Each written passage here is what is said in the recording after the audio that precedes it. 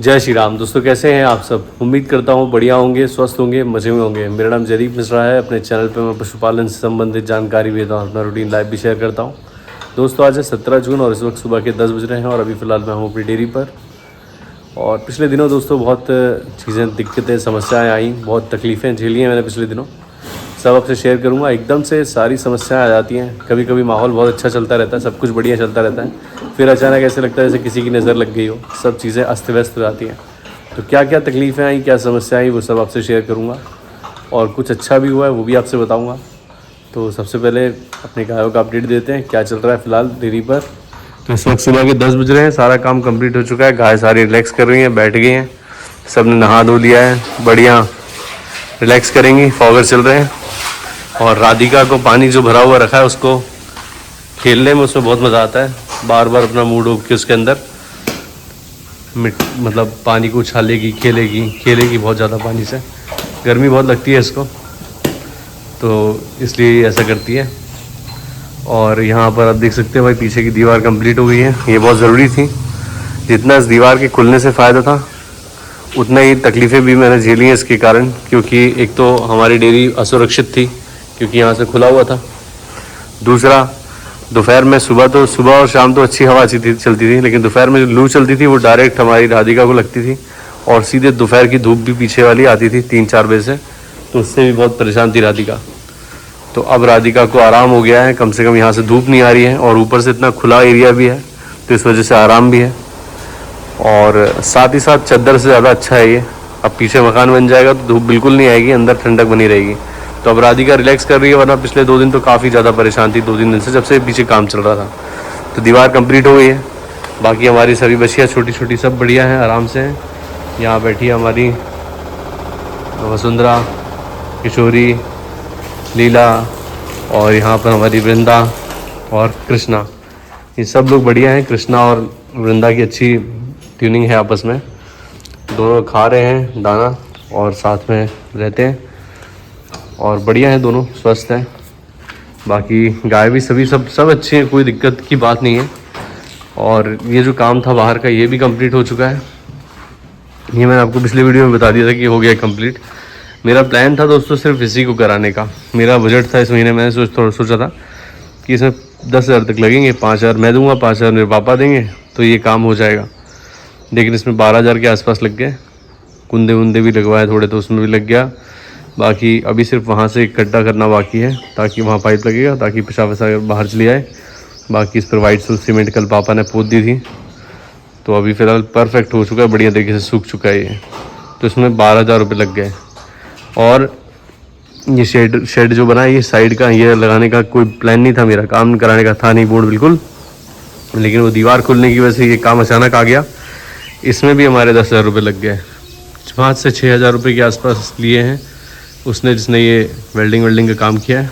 ये चद्दरें लगाई हैं और लगभग 4,000 रुपये के आसपास का मटेरियल आया था। लोहे की जो ये है पाइप आए थे एंगल, तो ये आया था।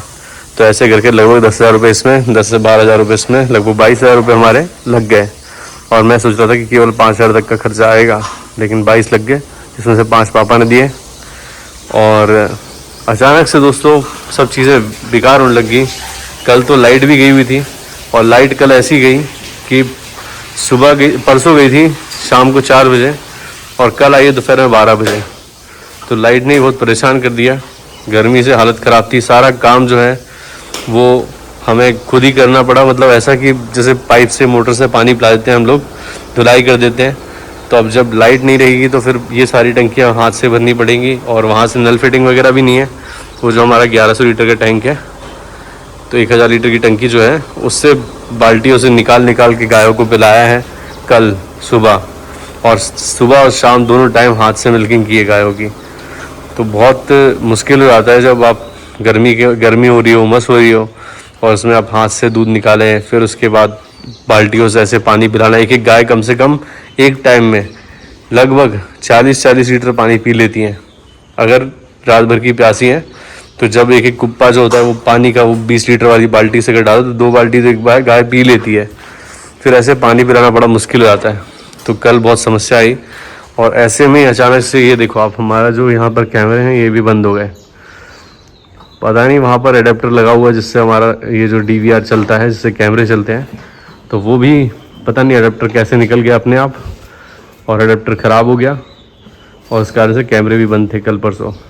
तो ये चीज़ एक अचानक से दिक्कत आ गई, ये भी जिसमें कोई समस्या नहीं थी। मैंने बात करी कि एडाप्टर अपने आप कैसे निकल गया, वहाँ से पीछे बोर्ड लगा हुआ है, तो बोला वो तो निकलना मुश्किल था, बहुत टाइट लगा हुआ था। जिसने कैमरे लगा उससे मैंने बात करी, लेकिन वो भी निकला हुआ था और खुला हुआ था और वो भी ख़राब हो गया। तो ये भी एक लफड़ा हो गया अचानक से, खर्च भी बढ़ गया, 500-600 रुपये का आएगा वो, और साथ ही साथ कैमरे भी बंद रहे।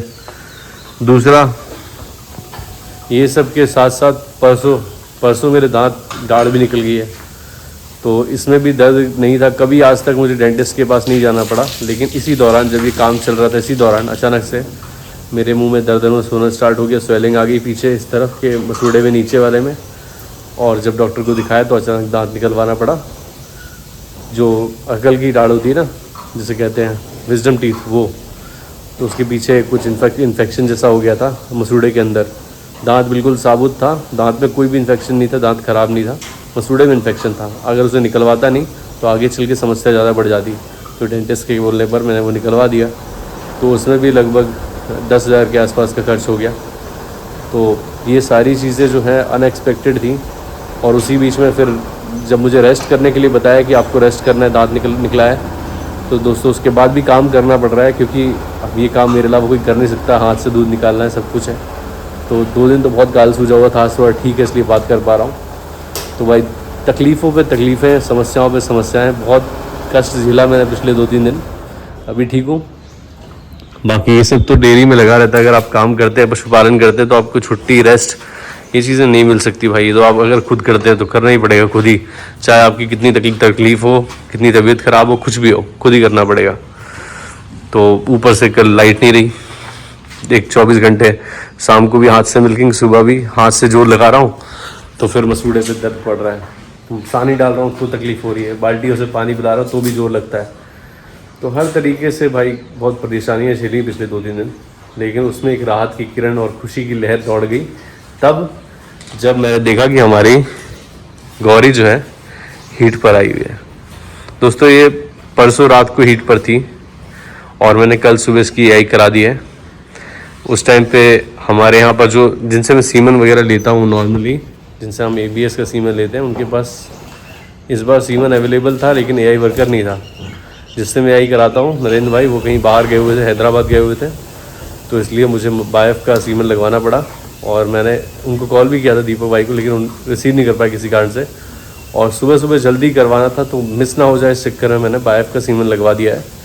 और अच्छा बुल है साहिवाल का, क्या नाम है उसका ज्योति, बायफ के बुल का यार रखा हुआ है सीमन मेरे पास, बता दीजिए क्या। हाँ क्या नाम है, कश्मा करके कोई बुल है, कश्मा। तो नंबर क्या है बुल का, 3880 है ये बुल नंबर, कस्मा बुल है बायफ का, कस्मा क्या है वो, उसका सीमन लगा दिया है। कन्वेंशनल सीमन लगाया है, सेक्स सॉलिड सीमन उनके पास अवेलेबल नहीं था। और मैंने सोचा कि भाई आई है तो उसको छोड़ेंगे नहीं, इस बार यही करा देंगे। मैं चाहता हूँ एक बार कंसीव कर जाए ये, चाहे नॉर्मल कुछ भी हो जाए लेकिन कंसीव कर जाए। काफ़ी लंबा समय हो गया था, काफ़ी भाई कमेंट कर रहे थे कि भाई बहुत वेट गेन कर लिया है, इसकी डाइट कम कर दो, ऐसे में क्या नहीं होगी, हीट पर नहीं आएगी। लेकिन बहुत बढ़िया डिस्चार्ज था, बहुत अच्छी हीट पर थी, खड़ी रही बिल्कुल और अच्छे से EI हो गई। तो काशमा बुल जो है बायफ का, इसका सीमन इसको लगा हुआ है कन्वेंशनल। अब देखते कंसीव करती है कि नहीं करती है। 16 तारीख यानी कि कल इसको EI हुई है इसकी। तो मेरे लिए बहुत खुशी की बात थी ये, मैं बहुत खुश था कि भाई हमारी गौरी आखिरकार ढंग से हीट पर आई है और EI भी हो गई इसकी। और बहुत बढ़िया तरीके से इंजम्पशन हो गया इसका, जो कि निशानी है कि पशु अच्छी हीट पे था। अगर ये ज़्यादा उत्पाद मचाती, खड़ी नहीं होती सीधे, तो इसका मतलब ये टाइमिंग सही नहीं है। लेकिन टाइमिंग भी सही थी, डिस्चार्ज भी प्रॉपर था। तो उम्मीद है कि कंसीव कर जाएगी। और अगर कंसीव कर जाती है तो फिर हमारी 3 बच्चियाँ, एक HF, एक जर्सी, एक साहिवाल, प्रेगनेंट कन्फर्म मानी जाएंगी। तो इनको तो लगभग 4-4 महीने कंप्लीट हो चुके हैं, है ना। सुरभि और सुभद्रा का 4 महीने कंप्लीट हो चुके हैं ना। 5वां महीने चल रहा है। 5वां कब कंप्लीट? यार डिटेल सारी ज्योति लिख के रखती है, इसलिए मैं ज्योति से पूछता हूँ कब होगा।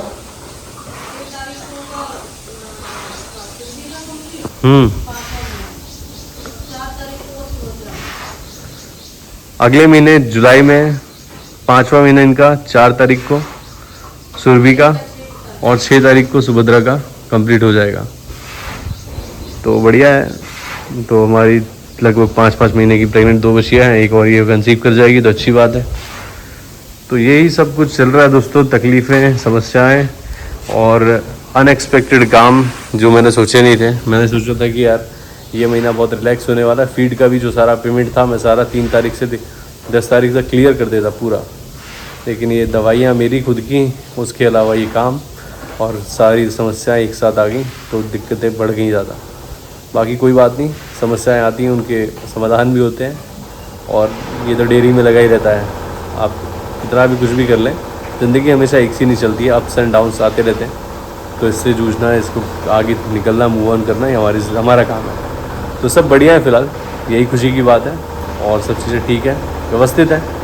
ये काम भी होना बहुत ज़रूरी था, चाहे आज नहीं तो कल करवाना ही पड़ता। ये जब बीच में कभी कोई गाय की काविंग हो रही होती है उस वक्त अगर ऐसा होता तो ज़्यादा तकलीफ़ें होती है। अभी अच्छी बात है कि कोई गाय की काविंग नहीं थी तो ठीक समय पे हो गया, बढ़िया बात है। और हमारी डिज़नी को देख लो भाई, डिज़नी बिल्कुल स्वस्थ, बढ़िया, हेल्दी है, अच्छे से खा रही है, गोबर वोबर भी एकदम परफेक्ट कर रही है। और हमारी 29 तारीख को इसके 9 महीने कंप्लीट हो जाएंगे। देखते हैं किसको जन्म देती है, उसके पहले इसकी व्यवस्था बन गई है वहाँ पर। अगर बच्चे आते हैं तो फिर काफ़ी व्यवस्था बन गई है, हमें अब जगह की समस्या नहीं होगी। पहली बार ऐसा होगा कि किसी गाय की काविंग के पहले मैं निश्चिंत हूँ कि बच्चे को कहाँ बांधूंगा, वरना हर बार हड़बड़ी थी, समस्या थी कि भाई कहाँ बांधेंगे। लेकिन इस बार सब कुछ व्यवस्थित और बढ़िया है। इतनी देर में जब तक मैं बात कर रहा हूँ आपसे कितना गोबर कर डाला इन लोगों ने, और मैं रहूँगा तो ये खड़ी रहेंगी, गोबर करती रहेंगी। इसलिए अब चलते हैं घर और कोशिश करूँगा रेगुलर वीडियो आए, जल्दी से जल्दी वीडियो आए। मेरी समस्या को समझिए भाइयों, मैं बहुत परेशान था, दर्द से, तकलीफ़ से गुजरा हूँ, इसलिए मेरा बड़ा मन था कि मैं टाइम से वीडियो डालूँ, लेकिन इस चक्कर में नहीं हो पाया। बाकी आप सब बढ़िया होंगे उम्मीद करता हूँ। धन्यवाद आप लोगों का वीडियो देखने के लिए। मिलते हैं किसी और वीडियो में, तब तक के लिए जय श्री राम दोस्तों, अपना ख्याल रखें।